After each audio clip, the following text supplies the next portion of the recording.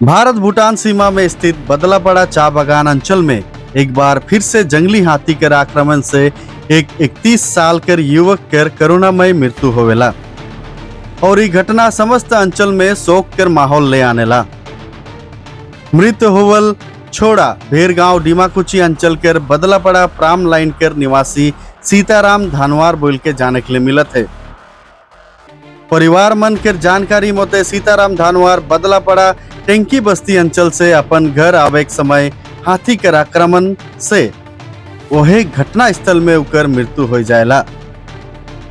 घटना कर विषय में स्थानीय आदमी मन के सुबह पता चलेला और उ मन तुरंत डीमाकुची पुलिस थाना में खबर देवेना।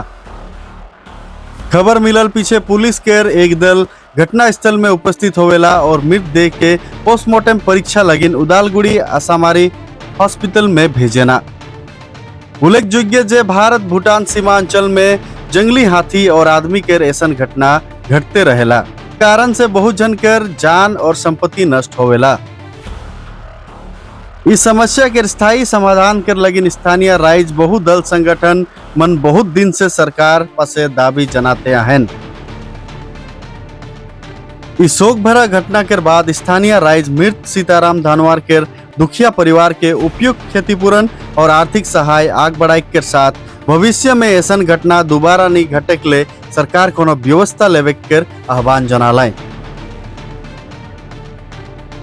बदलापारा फार्মৰ পৰা টেংকি বস্তি গৈছিল মামাৰ ঘৰত। তাৰ পৰা উভতি আহোঁতে বদলাপাৰা মুণ্ডা লাইনত হাতীটো লগ পাই হাতীটো সীতাৰামক মাৰি পেলালে।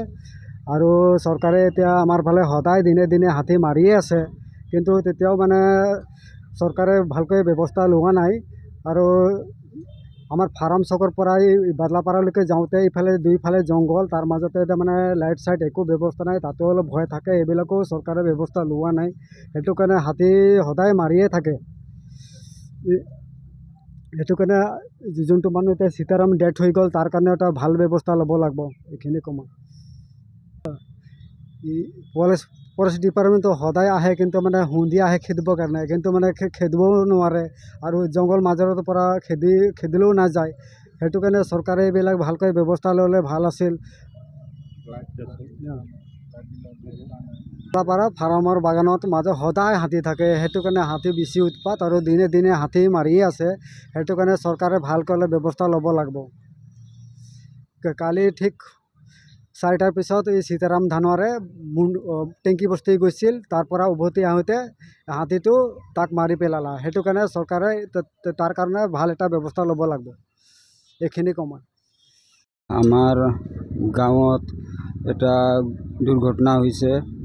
হাতী বনৰীয়া হাতীয়ে সীতাৰাম ধানৱাৰ নামৰ এজন ভাইটি বন্ধুক হাতীয়ে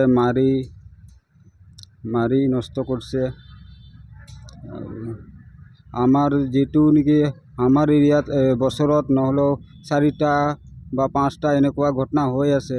এইবিলাক ইমান চাই আছে চৰকাৰে, তথাপিও আমাৰ এইফালে কোনো সা সুবিধা নাই, দিয়া নাই এতিয়ালৈকে।